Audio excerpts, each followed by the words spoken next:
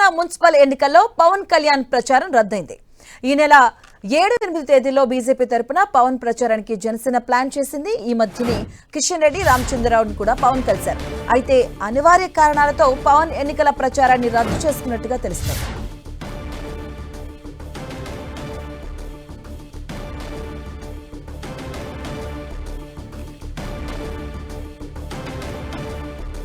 Telangana municipal ఎన్నికల్లో పవన్ కళ్యాణ్ ప్రచారానికి సంబంధించి కూడా అప్డేట్ అందుతూ ఉంది. ఆయన ప్రచారం రద్దయినట్టుగా తెలుస్తూ ఉంది. దానికి సంబంధించినటువంటి పూర్తి అప్డేట్స్ మా కరెస్పాండెంట్ అజయ్ అందిస్తారు. అజయ్, చూడొచ్చు, తెలంగాణలో జనసేన అధినేత పవన్ కళ్యాణ్ మున్సిపల్ ఎన్నికల్లో ఆయన ప్రచారం చేస్తారంటూ కూడా ప్రచారం జరిగింది. బీజేపీకి సంబంధించినటువంటి నేతలు పవన్ కళ్యాణ్ కలిశారు. మరి ముఖ్యంగా బీజేపీ రాష్ట్ర అధ్యక్షుడు రామచంద్రరావు, కేంద్ర మంత్రి కిషన్ రెడ్డి ఇద్దరు కూడా పవన్ కళ్యాణ్ను ఆయన నివాసంలో కలిసి తెలంగాణ మున్సిపల్ ఎన్నికల్లో ప్రచారం చేయాల్సిందిగా కూడా కోరడం జరిగింది. ఎన్డీఏ భాగస్వామ్య మిత్రుడైనటువంటి పవన్ కళ్యాణ్ను తెలంగాణలో ప్రచారం చేయడం ద్వారా కొంత బీజేపీకి అడ్వాంటేజ్ అవుతుందని కూడా బీజేపీ శ్రేణులంతా కూడా భావించడం జరిగింది. కానీ ఇదంతా కూడా ఏదైతే మున్సిపల్ ఎన్నికలకు సంబంధించినటువంటి నామినేషన్లు విత్డ్రా పర్వం పూర్తయిన తర్వాత జనసేన అధినేత పవన్ కళ్యాణ్, అదేవిధంగా బీజేపీ రాష్ట్ర అధ్యక్షుడు రామచంద్రరావు ఇద్దరు కూడా కూర్చుని మాట్లాడినటువంటి పరిస్థితి. అప్పటికే జనసేనాని కూడా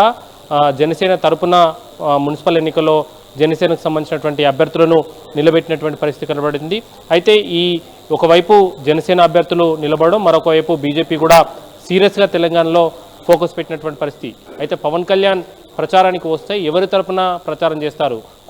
కొద్ది చోట్లల్లో జనసేనకు సంబంధించినటువంటి అభ్యర్థులు ఉన్నారు, చాలా చోట్లల్లో బీజేపీకి సంబంధించిన అభ్యర్థులు ఉన్నారు. అయితే బీజేపీ అభ్యర్థులు ఎక్కడెక్కడైతే పోటీ చేస్తున్నారో వారి తరపున ప్రచారానికి పవన్ కళ్యాణ్ వచ్చినప్పటికీ కూడా ఆయా కార్పొరేషన్లలో జనసేనకు సంబంధించినటువంటి అభ్యర్థులు కూడా నిలబడినటువంటి పరిస్థితి.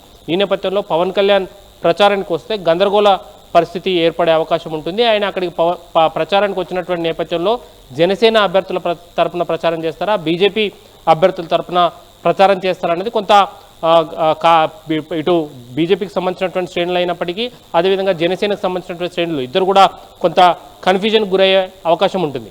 మరొక వైపు ఇదే కాకుండా పవన్ కళ్యాణ్ను తెలంగాణలో ప్రచారం చేయించడం దానిపైన ఇటు కాంగ్రెస్, బీఆర్ఎస్ కూడా బీజేపీని విమర్శలు చేయడం జరిగింది. బీజేపీకి ప్రచారం చేసుకునే ఫేస్ లేక పవన్ కళ్యాణ్ ప్రచారంలోకి తీసుకొస్తున్నారంటూ సోషల్ మీడియాలో పెద్ద ఎత్తున విమర్శలు కూడా వచ్చినటువంటి పరిస్థితి. తెలంగాణను వ్యతిరేకించినటువంటి పవన్ కళ్యాణ్ ఏ విధంగా తెలంగాణలో వచ్చి బీజేపీకి ఓటేయమంటూ ప్రచారం చేయించడానికి ఏ మొహం పెట్టుకొని చేయిస్తారంటూ కూడా ఇటు కాంగ్రెస్, బీఆర్ఎస్ రెండు కూడా విమర్శలు చేసినటువంటి పరిస్థితి.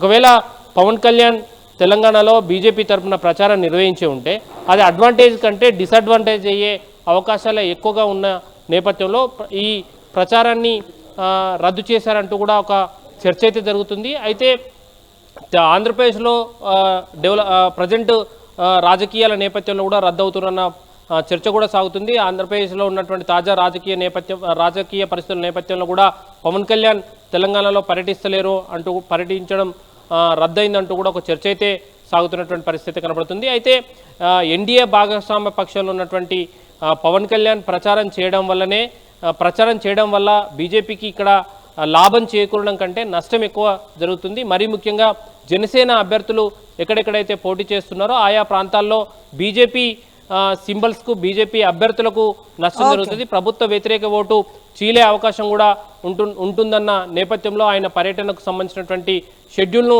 రద్దు చేసినట్టుగా అయితే తెలుస్తుంది. అయితే పవన్ కళ్యాణ్ పర్యటించాలి అంటే రాష్ట్రంలో పర్యటించాలంటే బీజేపీకి సంబంధించినటువంటి వాళ్ళు షెడ్యూల్ ఇవ్వాల్సి ఉంటుంది, ఎక్కడెక్కడ ఆయన ప్రచారం చేస్తే బాగుంటుందని. అయితే ఈ నేపథ్యంలోనే ఆయన ప్రచారం చేయడం వల్ల వచ్చే లాభం కంటే నష్టం ఎక్కువ జరుగుతుందన్న ఉద్దేశంతో ఆయన షెడ్యూల్ ఖరారు కాలేదు, పర్యటన రద్దయినట్టుగా ఆయన ప్రచారం రద్దయినట్టుగా అయితే సమాచారం అందుతుంది. Right, thank you Ajay.